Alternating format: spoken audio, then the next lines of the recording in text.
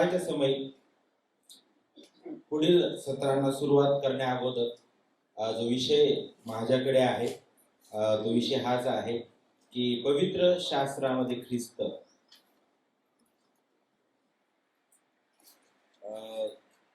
पवित्र शास्त्रामध्ये ख्रिस्ताला पाहणं का महत्वाचं आहे।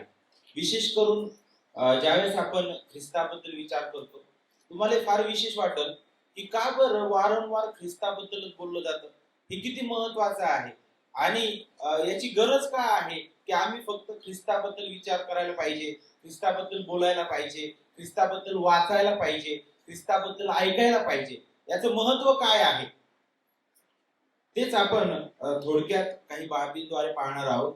विशेष करून 3 महत्वाचे मुद्दे आपण आज हाताळणार आहोत। पहिला मुद्दा आपण पाहणार आहोत की पवित्र शास्त्रामध्ये ख्रिस्त पाहणं का गरजेचं आहे। त्यानंतर आपण पाहणार आहोत की कमीत कमी आपण 5 प्रकारे ख्रिस्ताला जुन्या करारामध्ये आपण पाहू शकतो, कशा प्रकारे आपण ते पाहतो। ते 5 प्रकार त्याही अधिक तुम्ही शोधू शकता, पण कमीत कमी ते 5 प्रकार मी तुमच्या समोर मांडणार आहे। आणि त्यानंतर तिसरा मुद्दा आपण पाहणार आहोत तो म्हणजे उपदेशामध्ये ख्रिस्ताचं महत्व। आता ज्यावेळेस आपण पहिला भाग जो आहे तो पाहतो तर पवित्र शास्त्रामध्ये ख्रिस्ताला पाहणं का गरजेचं आहे त्यासाठी आपण काही वचन वाचूया। मी तुमचं लक्ष लूक शुभवर्तमानाचा 24वा अध्याय याकडे ह्यावेळी वेधू इच्छितो। आपल्या सगळ्यांना माहित आहे 24वा अध्याय जो आहे तो ख्रिस्ताच्या पुनरुत्थानाबद्दल शिकवत आहे आणि ख्रिस्ताच्या पुनरुत्थानानंतर आपल्याला पाहायला भेटतं की ख्रिस्ताने वेळोवेळी वेगवेगळ्या प्रसंगी वेगवेगळ्या ठिकाणी त्याच्या शिष्यांना आणि अनेक लोकांना दर्शन दिलेलं आहे। आणि विशेष करून आपल्याला हे पाहायला भेटतं की अगदी भल्या पहाटे त्या ठिकाणी कबरेकडे काही बहिणी आलेल्या आहेत यासाठी की त्या शरीराला काहीतरी नाही का आपण ते सुगंधी द्रव्य लावू, आणि त्यासाठी त्या आल्यात आणि त्यांनी तिथं पाहिलं की कबरेमध्ये तर कोणीच नाही। त्यांना देवदूतांनी सांगितलं की तो उठला आहे, नाही का, तुम्ही जिवंताचा शोध मेलेल्यामध्ये का करता। आणि मग ही बातमी ऐकून त्या आता गेल्या आणि त्यांनी काय केलं, हा सगळा जो वृत्तांत आहे तो प्रेषितांना सांगितला आणि ते फार आनंदाने घोषणा करत त्या जात असताना अनेक लोक गोंधळात पडलेले आहेत आणि त्यातील गोंधळलेले 2 शिष्य आपल्याला तिथं समोर पाहायला भेटल। विशेष करून लूक 24व्या अध्यायामध्ये जे अम्माऊसच्या वाटेने चाललेले आहेत आणि ते जात असताना त्यांच्या दोघांमध्ये संभाषण चाललेलं आहे। हे कसं शक्य आहे? अरे तो जो संदेष्टा होता, जो येशू ज्याच्याबद्दल आपण ऐकलं, ज्याच्या सोबत आम्ही राहिलो, तो वारंवार सांगत होता की नाही मनुष्याच्या पुत्राला दुःख सोसणं, त्याच्यानंतर त्याचं मरण आणि 3ऱ्या दिवशी पुन्हा उठणं हे अगत्याचं आहे। अरे आज 3रा दिवस आहे आणि आम्ही तर ह्याच गोष्टी ऐकायला लागलो। हे कसं शक्य आहे आणि आम्ही कसं पाहू शकतो, आम्ही हे कसं समजू शकतो? हा त्यांचा पूर्णपणे जणू काय त्या वचनावरील अविश्वास प्रदर्शित करणारा होता। आणि या सगळ्या गोष्टी त्यांच्या चालू असताना तिथं ख्रिस्त जो आहे तो येतो आणि ख्रिस्त त्यांच्या सोबत बोलण्यासाठी सुरुवात करतो आणि त्यांना तो सगळ्यात अगोदर विचारतो की नेमकं तुमची जी चर्चा आहे, तुमचं संभाषण जे आहे ते कोणत्या बाबतीत चालू आहे। आणि त्यांना फार आश्चर्य वाटतं की याने असा प्रश्न विचारलाच का, कारण पूर्ण ते नगर, पूर्ण तो भाग एकाच घटनेने व्यापलेला होता। तो म्हणजे अरे जो ख्रिस्त ज्याला 3 दिवसापूर्वी त्या जो मेला तो आता उठलेला आहे, ही घटना फार खळबळजनक होती आणि हा म्हणतोय की मला काहीच माहित नाही, कसं शक्य, काय तुमचं चाललंय, नेमकं काय घडत आहे हे समजत नाही। आणि ते त्याला म्हटले की बाबा तू काय नवीन आहेस का इथं, नाही का, तू नवीन आहेस का? तो म्हणे नाही, नाही का, काय घडलं, नेमकं काय घडत आहे, काय चाललंय, कसल्याबद्दल चर्चा चालली, ह्या गोष्टी बोलत असताना मग त्यांनी हा सगळा वृत्तांत सांगितला। आणि मग हे सगळं ऐकल्यानंतर ख्रिस्ताचं प्रत्युत्तर काय होतं त्यांच्यासाठी आपण ह्यावेळेस वाचूया। विशेष करून आपण वचन 25 वाचूया। लूक शुभवर्तमान 24वा अध्याय आणि वचन 25 आपण वाचूया। वाचा कोणीतरी प्लीज. मग तो त्यांना म्हणाला, अहो निर्बुद्धी व संदेशांनी सांगितलेल्या सर्व गोष्टींविषयी विश्वास धरण्यास मतिमंद अशा माणसांनो, पुढे वाचा. ख्रिस्ताने ही दुःखे सोसावी आणि आपल्या गौरवात जावे याचे अगत्य नव्हते काय? मग त्याने मोशे व सर्व संदेष्टे यांच्यापासून आरंभ करून संपूर्ण शास्त्रातील आपल्याविषयीच्या गोष्टींचा अर्थ त्यांना सांगितला. पाहिलं आपल्याला इथे काय पाहायला भेटत आहे? ख्रिस्त त्याला फार वाईट वाटलं या गोष्टीचं आणि तो आता डायरेक्टली त्यांना बोलत आहे. तो काय म्हणत आहे बघा वचन 25 मध्ये, की कसे आहेत म्हणजे तुम्ही लोक निर्बुद्ध आहेत आणि तुम्ही संदेष्टांनी सांगितलेल्या सर्व गोष्टींविषयी विश्वास धरण्यास मतिमंद अशी लोक आहात. का बरं? कारण तिथं अगदी सरळ रीतीने माझ्याबद्दल सांगितलेलं आहे, त्या ख्रिस्ताबद्दल सांगितलेलं असताना सुद्धा तुम्हाला ते दिसत नाही, तुम्ही त्यावर विश्वास ठेवत नाही. तुमचा जो विश्वास आहे त्या ठिकाणी फारच ढळलेला तुम्हाला पाहायला भेटतो, आपल्याला पाहायला भेटतो. आणि विशेष करून इथं पहा पुढे जर तुम्ही वचन 26 जर वाचलं तर तिथं काय म्हटलेलं बघा, ख्रिस्ताने ही दुःखी सोसावी आणि आपल्या गौरवात जावे याचे अगत्य नव्हते काय? मग त्याने मोशे व सर्व संदेष्टे यांच्यापासून आरंभ करून संपूर्ण शास्त्रातील, लक्ष द्या, संपूर्ण शास्त्रातील आपणाविषयीच्या गोष्टींचा अर्थ त्यांना सांगितला. कुणाबद्दल सांगितला? ख्रिस्त स्वतःबद्दल पूर्ण पवित्र शास्त्रामधून त्यांना समजावून सांगत आहे. आपला मुद्दा काय आहे? पवित्र शास्त्रामध्ये ख्रिस्त पाहणं का गरजेचं आहे? तर त्याचं पहिलं कारण आहे, कारण पवित्र शास्त्र ख्रिस्ताबद्दल आहे. ते केवळ ख्रिस्ताबद्दल आहे. त्या गौरवी ख्रिस्ताला ते प्रदर्शित करतं. आणि हे आपण कधी पाहू शकतो? लक्षात घ्या, हे का बरं ते पाहू शकले नाही, समजू शकले नाही, त्याचं कारण तुम्हाला वचन 16 देईल. वचन 16 काय सांगते बघा, परंतु त्यांनी त्याला ओळखू नये म्हणून त्यांचे डोळे जणू काय बंद करण्यात आले होते. का आपल्याला ख्रिस्त दिसत नाही? आपल्या वचनामध्ये, पवित्र शास्त्रामध्ये कदाचित आपले नेत्र बंद आहेत, आपल्याला ख्रिस्ताचं गौरवच समजलेलं नाही. हे त्याचं कारण आहे.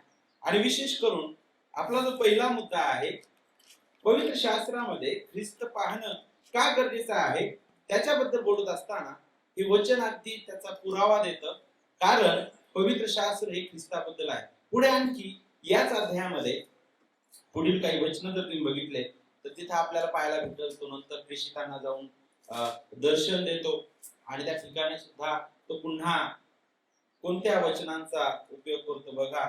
इथे आपल्याला वचन 44 मध्ये पाहायला भेटल. वचन 44, 45.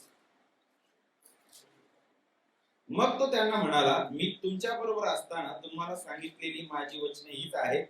मोशेचे नियमशास्त्र, संदेष्टे व स्तोत्रे ह्यात माझ्याविषयी जे लिहिले आहे ते सर्व पूर्ण होणे आवश्यक आहे. पहा, ख्रिस्ताबद्दलच आहे पवित्र शास्त्र. आणि म्हणूनच आपल्याला वारंवार ज्यावेळेस आपण पवित्र शास्त्र वाचतो, पवित्र शास्त्राचा अभ्यास करतो, त्यावेळेस आपल्याला ख्रिस्त दिसायलाच पाहिजे.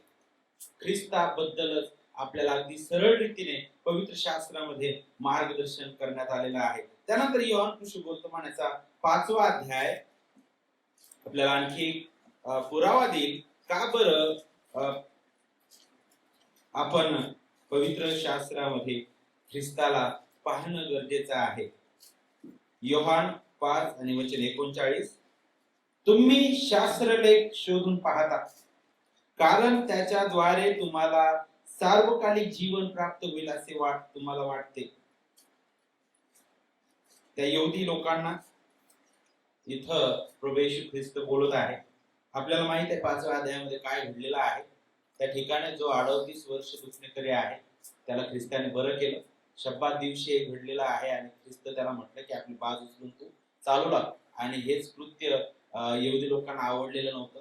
त्यांना फार वाईट वाटलं, त्यांना फार राग आलेला आहे. आणि या सगळ्या गोष्टी असताना ख्रिस्त मग त्यांना त्यांचं लक्ष वेधून घेतो. ते कुठं? आपल्या पित्याकडे. तो म्हणतो की पित्याने मला जे सांगितलं ते मी करण्यासाठी आलेलो आहे. आणि ज्यावेळेस तो असं म्हणतो त्यावेळेस त्यांना फारच वाईट वाटतं, त्यांना फारच राग येतो. का बरं? कारण ख्रिस्त देवाला स्वतःचा पिता म्हणत आहे आणि याद्वारे तो हे सिद्ध करत आहे की मी सुद्धा देव आहे.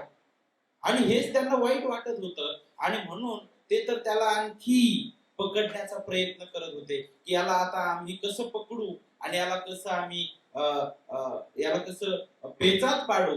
या सगळ्या गोष्टीबद्दल विचार करत असताना ख्रिस्त जो आहे आता स्वतःबद्दलचा पुरावा देत आहे. तो म्हणतो की हे सत्य आहे आणि जर याचा पुरावा तुम्हाला पाहिजे आहे तर कमीत कमी 3 साक्षीदार पाहिजे, नाही का? आणि ते 3 साक्षीदार आपल्याला पाहायला भेटतं की या ठिकाणी तो सांगत आहे वचन 33 पासून पुढे. पहिला साक्षीदार कोण आहे? बाप्तिस्मा करणारा योहान. तो म्हणतो तरी सुद्धा म्हणे मी माणसाची साक्ष मान्य करीत नाही म्हणे, त्या योहानापेक्षा पण काहीतरी त्याच्या पुढची साक्ष आहे ती म्हणजे तुमच्यामध्ये जी कृत्य मी केली आणि मी जे बोलत आहे ते आहे आणि त्याच्याही पलीकडे एक अशी साक्ष आहे जी मला सरळ सरळ प्रगट करते. ती साक्ष वचन 39 मध्ये तुम्हाला पाहायला भेटल. वचन 39 काय सांगतं? तुम्ही शास्त्रलेख शोधून पाहतात कारण त्यात सार्वकालिक जीवन आपणास प्राप्त होईल असे तुम्ही समजता. तेच मजविषयी साक्ष देणारे आहे. काय आहे? सर्वश्रेष्ठ साक्ष कुठून आहे? पवित्र शास्त्रामधून आहे आणि ख्रिस्त त्याकडेच त्यांचं लक्ष वेधू इच्छित आहे.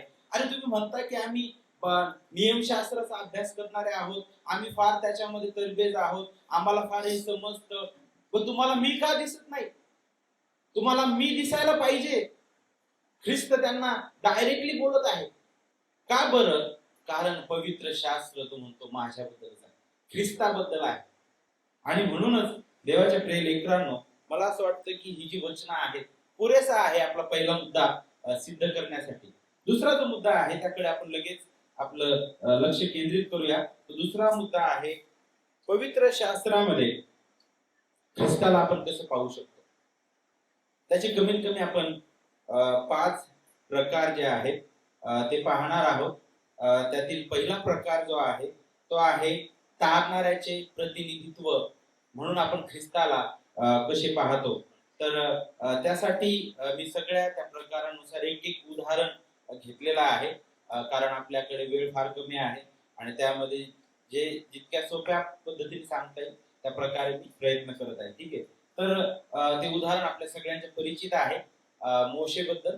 आणि आपल्याला माहित आहे की आपण कालच शिकलो नाही का मोशेबद्दल की देवाने कशा प्रकारे त्याला उभं केलेलं आहे.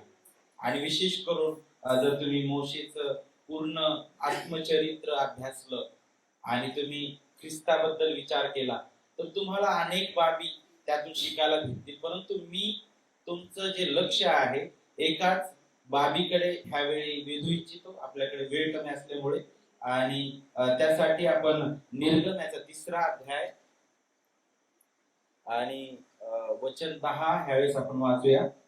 निर्गम 3:10. तर आता चल तू मिस्र देशातून माझे लोक इस्रायल वंशी यास बाहेर काढावे म्हणून मी तुला फारूकडे पाठवतो. काय चाललेलं आहे? मोशेला काय कामगिरी दिलेली होती? मोशेची जबाबदारी काय होती? मी तुमचं लक्ष एका वचनाकडे यासाठी वेधत आहे कारण आपल्याला ख्रिस्ताला पाहायचंय आणि ख्रिस्ताला पाहण्यासाठी पुष्कळ बाबींद्वारे आपण ख्रिस्त पाहू शकतो मोशेच्या जीवनात. परंतु एक बाब जे आहे त्याद्वारे मी तुमच्या समोर ख्रिस्त प्रदर्शित करू इच्छितो आणि ती वचन 10 मध्ये सांगितल्याप्रमाणे मोशेला का बरं पाठवण्यात आलेलं होतं? कारण देवबाप म्हणतो मिस्र देशामध्ये जे माझे लोक आहेत, जे माझे लोक आहेत त्यांना बाहेर काढावे म्हणून मी तुला काय करत आहे? फारोकडे पाठवत आहे. काय कारण होतं मोशेला पाठवायचं? त्यांना बाहेर काढावं. तुम्हाला अशाच प्रकारे वचन गलतीकारास पत्र 4था अध्याय आणि वचन 4 आणि 5 मध्ये पाहायला भेटत. अशाच प्रकारे कुणाला तरी सांगितलेलं आहे. जर तुम्ही मोशेचा विचार केला तर नक्कीच देवाने मोशेचा उपयोग केला त्यांना मिस्र देशामधून बाहेर काढण्यासाठी. परंतु मोशे जो होता त्यांचा सर्व समर्थ उद्धारक बनू शकला नाही. तो त्यांना वचन देशापर्यंत घेऊन जाऊ शकला नाही, कारण तो एक सावली होता. जे सर्व श्रेष्ठ येणार होता उद्धारक, त्याच्याकडे जणू काय एक त्याची एक झलक तो होता. आणि ती झलक तुम्हाला गलतीकारास पत्र जे आहे फार प्रभावीपणे प्रगट करतं. गलतीकारास पत्र 4था अध्याय वचन 4 आणि 5 आपण वाचूया. अगदी सरळ रीतीने ते वचन आपल्याला त्याबद्दल मार्गदर्शन करेल. मला असं वाटतं त्या वचनावर उलगडा देण्याची गरज नाही. तुम्ही वाचूया आपण. परंतु काळाची पूर्णता झाली तेव्हा देवाने आपला पुत्र पाठविला. तो स्त्रीपासून जन्मलेला, नियमशास्त्राधीन जन्मलेला असा होता. हा उद्देश हा होता की जे नियमशास्त्राधीन होते त्यांना त्याने खंडणी भरून सोडवावे आणि आपल्याला पुत्रत्वाचा हक्क मिळावा. किती सुंदर आहे बघा. पाहिलं तुम्ही निर्गम 3:10 मध्ये मोशेला जे सांगितलं होतं त्याही पलीकडे कितीतरी मोठी जबाबदारी घेऊन कोणीतरी महान उद्धारक येत आहे, ज्याचं येणं फारच अद्भुत आहे आणि ज्याच्याबद्दल फार प्रभावीपणे सांगण्यात येत आहे, ज्याच्याबद्दल देवदूत सुद्धा आतुरलेले आहेत. आणि तो कोण आहे? पौल म्हणतो की तो प्रभू येशू ख्रिस्त आहे. आणि गलती 4:4 सांगतं काळाची पूर्णता झाली तेव्हा काय झालं? तो स्त्रीपासून जन्मलेला, नियमशास्त्राधीन असा जन्मलेला तो होता. का बरं त्याला नियमशास्त्राधीन जन्मावं लागलं? कारण मोशे जो आहे तो त्यांना नियमशास्त्राच्या शापापासून वाचू शकत नव्हता. मोशे जो आहे नक्कीच भौतिक रीतीने मिसर देशातून त्यांना बाहेर काढण्यासाठी पुढारी म्हणून देवाने त्याला नेमलं. परंतु ख्रिस्त जो येणार होता, ज्याची तो पूर्व छाया होता, तो ख्रिस्त जो आहे त्यांना त्यांच्या पापांपासून सोडवण्यासाठी येणार होता. त्यांना तो त्या अंधकाराच्या राज्यातून प्रकाशाच्या राज्यामध्ये घेऊन येण्यासाठी येणार होता. त्याचा उद्देश काय होता? का बरं ख्रिस्त आला? त्याचा उद्देश हाच होता की आपल्या प्रजेला त्यांच्या पापांपासून तारेल. आणि देवदूताने पण ती साक्ष दिली. मोशेला देवबाप म्हणतो की माझे लोक ते आहेत, त्यांना बाहेर काढायचं आहे. येशू ख्रिस्ताला पण पित्याने पाठवलं. जे लोक मी तुला दिलेले आहे त्या लोकांकरिता तू स्वतःचा प्राण देत आहेस. ख्रिस्ताचं वधस्तंभ आणि ख्रिस्त तुम्हाला त्या ठिकाणी पाहायला भेटतो. तर पाहिलं तारणाऱ्याचं प्रतिनिधित्व आपण कशा प्रकारे यातून पाहतो, नाही का? दुसरा जो प्रकार आहे त्याकडे आपण लगेच वळूया. तो प्रकार म्हणजे तारणाऱ्याची गरज. ज्यावेळेस आपण पवित्र शास्त्र वाचतो, उत्पत्ती पासून तर प्रगटीकरणापर्यंत तुम्हाला वारंवार तारणाऱ्याची गरजच पाहायला भेटेल. उत्पत्तीची सुरुवात फारच सुंदर रीतीने होत आहे, जिथं स्वतः तारणारा प्रभू निर्मितीच्या कार्यामध्ये कार्यरत आपल्याला दिसतो. परंतु ज्यावेळेस 3ऱ्या अध्यायामध्ये येतो त्या ठिकाणी फार उलथापालथ झालेली आपल्याला पाहायला भेटते. आणि 3ऱ्या अध्यायात तुम्हाला तारणाऱ्याची गरज स्पष्ट करतो. विशेष करून मी तुमचं लक्ष इतिहासातील पुस्तकांकडे वेधू इच्छितो. जर तुम्ही ऐतिहासिक पुस्तकांचा अभ्यास केला, पंचग्रंथानंतर येणारी जी पुस्तकं आहेत 12 ऐतिहासिक पुस्तकं, नाही का, त्यामध्ये यहोशुआ शास्त्रीपासून आपण त्या पुस्तकांचा अभ्यास जर केला तर तो जो काळ आहे त्या काळाबद्दल जर विचार केला, आणि विशेष करून मला असं वाटतं त्यातील शास्त्रींचा जो काळ आहे जर तुम्ही बारकाईने त्याबद्दल विचार केला तर ती अवस्था जी आहे त्याला अंधार युग म्हटलेलं आहे. आणि त्या अवस्थेमध्ये तुम्हाला पाहायला भेटल इस्रायल लोक जे आहेत ते वारंवार पापात पडत आहेत. आणि जेव्हा ते देवाच्या विरुद्ध वागायचे त्यावेळेस देवबाप त्यांना एका दुसऱ्या राष्ट्राच्या हाती द्यायचा. आणि ज्यावेळेस त्यांच्यावर जात जुलूम व्हायचा त्यावेळेस ते पुन्हा देवाकडे अप्रोच करायचे आणि देवबाप एक शास्ता उभा करायचा आणि तो शास्ता त्यांना त्यातून सोडवायचा. आणि मग तो शास्त्र जोपर्यंत आहे तोपर्यंत सर्व शांतता असायची. पुन्हा ते काय करायचे? वाईट रीतीने वागायचे. आणि असं हे चक्र जवळजवळ 300 वर्षापर्यंत चालू होतं. पाप आणि सुटका, पाप आणि सुटका. मला असं वाटतं की हे जे चक्र आहे त्या महान तारणाऱ्याची गरज स्पष्ट करणार होतं. पहा, हे जे शास्त्रे वारंवार येत आहेत यांची गरज काय आहे? कारण हे सार्वकालिक रीतीने आम्हाला सोडवण्यास असमर्थ आहेत. आम्हाला अशा शास्त्राची गरज आहे जो आम्हाला सार्वकालिक रीतीने यातून सोडवण्यास समर्थ आहे. आणि तो शास्त्र कोण आहे? ख्रिस्त. तारणाऱ्याची गरज कशा प्रकारे यातून आपल्याला पाहायला मिळते बघा. या प्रकारे आपण ख्रिस्ताला पवित्र शास्त्रामध्ये पाहतो. तिसरा प्रकार, तारणाऱ्याची पूर्वछाया. ख्रिस्ताला आपण कसं पाहतो?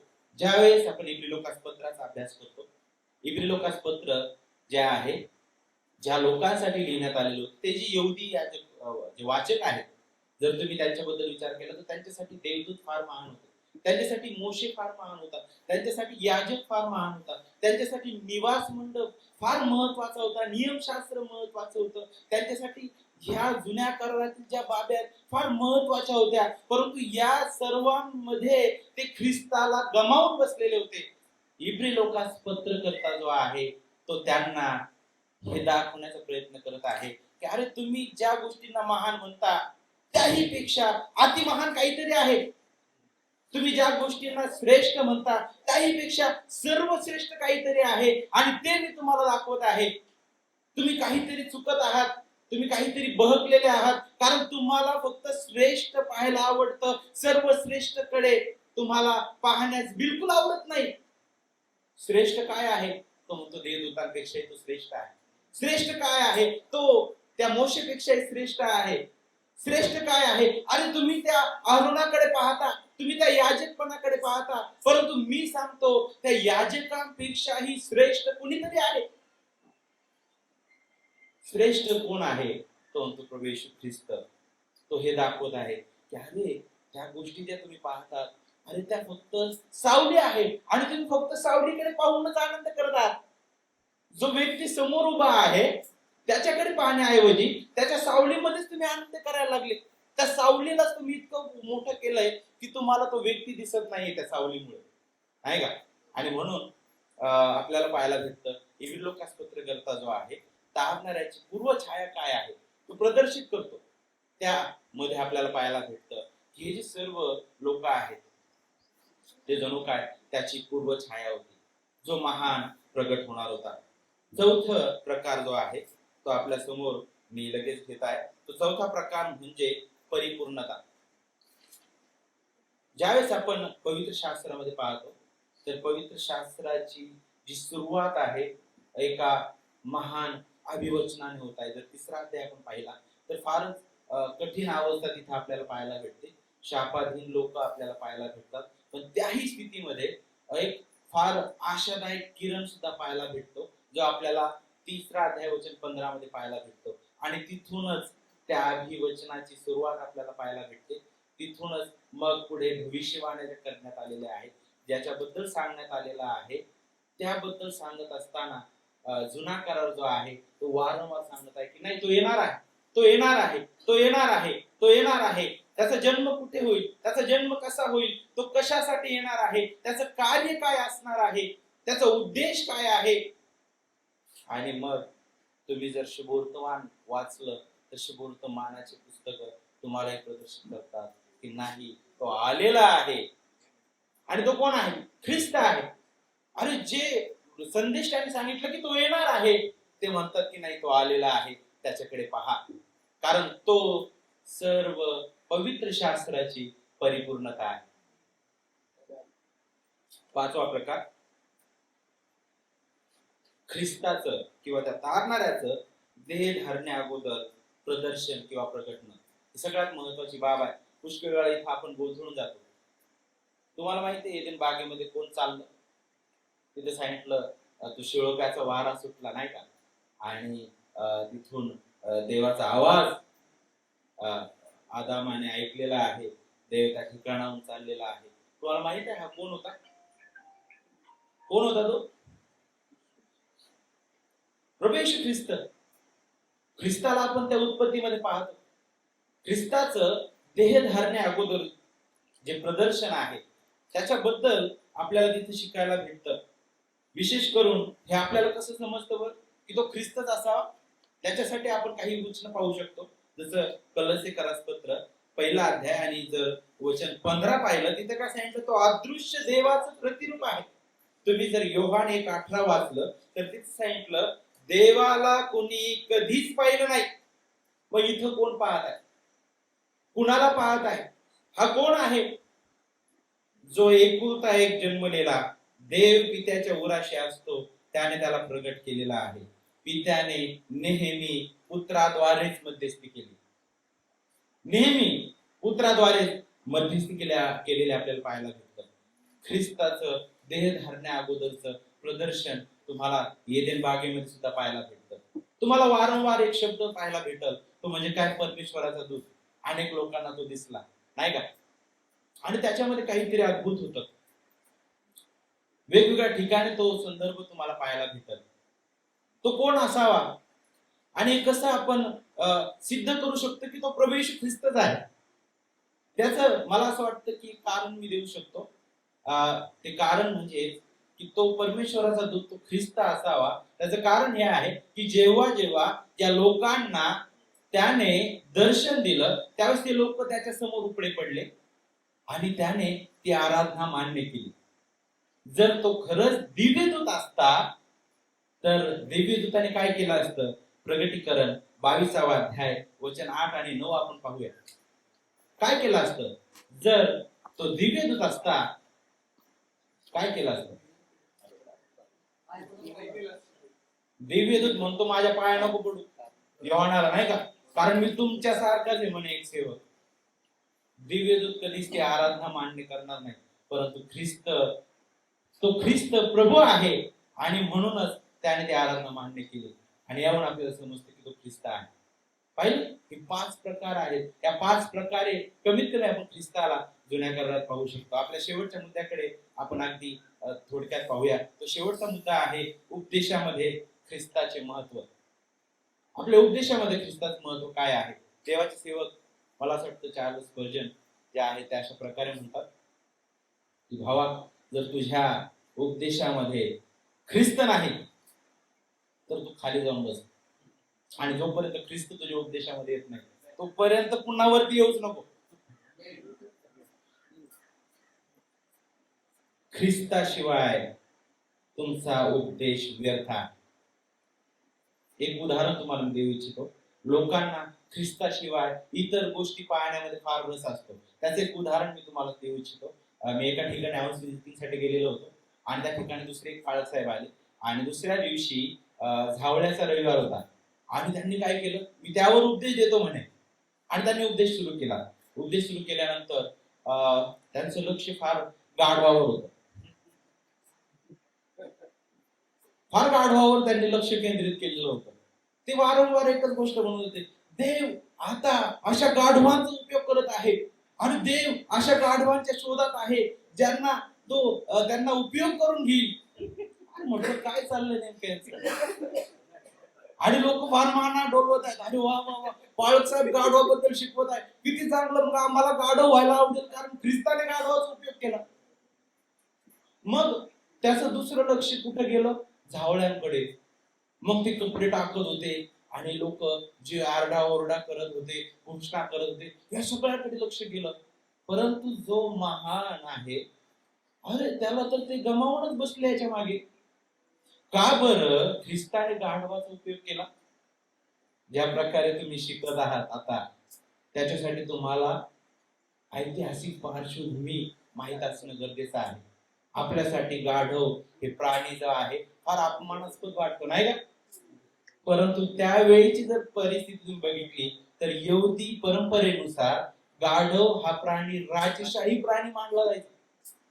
तुम्हाला माहिती आहे, ज्यावेळेस राजा एखादं युद्ध जिंकून यायचा किंवा युद्ध करण्यासाठी जायचा, त्या नगरामधून प्रवेश करायचा, त्यावेळेस तो त्या गाढवावर बसून त्या नगरात प्रवेश करायचा. आणि तो प्रवेश करत असताना लोक त्याच्यासमोर झावळ्या टाकायचे, त्याच्यासमोर कपडे टाकायचे, त्याचा जयघोष करायचे. यातून हे प्रदर्शित व्हायचं की हा राजा कसा आहे? गौरवी राजा आहे. आणि ख्रिस्ताने का बरं याचा उपयोग केला? कमीत कमी आपण त्याचे 2 कारण तरी पाहू शकतो. पहिलं कारण हे की भविष्यवाणी पूर्ण व्हावी. दुसरं कारण काय बरं? तो गौरवी पराक्रमी राजा आहे जो युद्ध अगोदरच जिंकण्यासाठी जात आहे. त्या गौरवी राजाकडे पाहण्याऐवजी लोकांना गाढवाकडे पाहायला आवडतं, नाही का? देवाच्या प्रिय लेकरांनो, माझा मुद्दा हा आहे की जर तुमच्या उपदेशामध्ये ख्रिस्त नाही तर तुमचा उपदेश त्या गाढवाप्रमाणेच असणार आहे. त्याचा काहीच फायदा होणार नाही. कारण तुम्हाला माहित आहे, ख्रिस्ताने ज्यावेळेस त्या अमावास्या वाटेवर त्या 2 शिष्यांना स्वतःबद्दल सांगितलेलं आहे आणि मग ख्रिस्त तिथून गेला, त्यानंतर त्या दोघांमधील जे संभाषण होतं त्या संभाषणामध्ये ते म्हणायला लागले, अरे तुला समजलं का? तो ज्यावेळेस आपणाबद्दल सांगत होता त्यावेळेस आपल्या मनात आतून उकळी फुटत होती. काय होत आहे? लोकांचं जीवन कधी बदलेल? ख्रिस्त तुम्ही त्यांना दाखवा. ख्रिस्ताला सोडून जर तुम्ही पवित्र शास्त्र पूर्ण दाखवलं, तुम्ही कितीही चांगले बोलणारे टीचर असू द्या, तुम्ही कितीही चांगले ज्ञानी असू द्या, तुम्हाला कितीही चांगलं ज्ञान असू द्या, जर तुमच्या उपदेशामध्ये ख्रिस्त नाही, सर्व शून्य आहे. कारण तुमच्या उपदेशाचा हिरो ख्रिस्त आहे, तुमच्या उपदेशाचा नायक नेहमी ख्रिस्त आहे. म्हणून ख्रिस्ताला सोडून आपण काहीच नाही करू शकत. का बरं आपल्या उपदेशामध्ये ख्रिस्त नेहमी असावा? आम्हाला नेहमी ख्रिस्ताची का गरज आहे? कारण स्वतः ख्रिस्त योहान सुसमाचार 15व्या अध्यायामध्ये म्हणतो की त्यांना माझ्यामध्ये राहिल्यापासून फळ देताच येणार नाही. ख्रिस्त हा ख्रिस्ती जीवनाचा जीवन रस आहे. लक्षात घ्या, आपल्या जीवनासाठी नेहमी ख्रिस्ताची गरज आहे. आणि म्हणूनच पुढे आपल्याला पाहायला भेटतं की ख्रिस्ताशिवाय कृपा नाही, ख्रिस्ताशिवाय तारण नाही, ख्रिस्ताशिवाय नीतिमत्व नाही, ख्रिस्ताशिवाय समेट नाही, आहे का? आणि म्हणून ख्रिस्त लोकांना आपल्याला द्यायला शिकलं पाहिजे. आणि म्हणूनच ज्यावेळेस आपण पौलाचं उदाहरण पाहतो, जो पौल फिलिप्पियस पत्रामध्ये स्वतःची वाहवा करण्याऐवजी ख्रिस्ताकडे पाहत असताना फार आनंदी आहे. तो पौल ख्रिस्ताला समजण्यापूर्वी त्याचं जीवन कसं होतं माहिती तुम्हाला? मी इब्रियांचा इब्री, नाही का? मी शास्त्रामध्ये पारंगत आहे, मी नियमशास्त्राचं पालन करत आहे, मी ख्रिस्त लोकांचा छळ करत आहे. अरे मी किती चांगला आहे, नाही का? मी किती चांगला आहे, त्याचा घमंड त्यावर होता. परंतु तोच पौल ज्यावेळेस ख्रिस्त त्याला समजला, फिलिप्पियस पत्रामध्ये 3ऱ्या अध्यायामध्ये तो काय म्हणतोय पहा. तो म्हणतो, ख्रिस्तामुळे ह्या सर्व गोष्टी माझ्यासाठी हानीच्या आहेत. ह्या सर्व गोष्टी मी आता केर कचरा समजतो. इब्री लोकांस पत्रकर्त्याला जाऊन विचारा, तो सुद्धा तुम्हाला हे सांगेल की ख्रिस्त किती गौरवी आहे. तो म्हणतो की नाही, जर तुमच्या उपदेशामध्ये ख्रिस्त नाही तर तुम्ही सुद्धा काय करत आहात? तुम्ही सुद्धा सर्व रीतीने शून्य आहात. आणि म्हणून देवाच्या प्रिय लेकरांनो, आजच्या या सकाळच्या समय मी तुम्हाला उत्तेजन देऊ इच्छितो की ख्रिस्त आपल्या जीवनासाठी किती महत्वाचा आहे. त्याच्याकडे नित्य लक्ष असू द्या, त्यावर विचार करायला शिका, त्यावर मनन करायला शिका. तुमच्या पवित्र शास्त्रामध्ये ख्रिस्त पाहावया शिका, कारण ख्रिस्तच आपला सर्व काय आहे. प्रभू आपण सर्वांना आशीर्वादित करो. आमेन. उलगडात्मक संदेशाचा हा व्हिडिओ बघितल्याबद्दल धन्यवाद. उलगडात्मक संदेश आणि इतर काही व्हिडिओज जर का तुम्हाला अधिक पाहायचे आहेत आणि अधिक माहिती करून घ्यायची आहे तर www.jivantasha.org इथे तुम्ही जाऊ शकता आणि अधिक तिथं साधनं आहेत तुमच्या वाढीसाठी. हा व्हिडिओ जो आहे तो जिवंत आशा चर्च आणि अनुग्रह प्रेयर फेलोशिप यांच्या सहयोगाने तुमच्यापर्यंत आलेला आहे. पुन्हा एकदा धन्यवाद. देव तुम्हाला तुमच्या आध्यात्मिक वाढीमध्ये आणि देवाच्या गौरवासाठी जगण्यासाठी सहाय्य करो. धन्यवाद.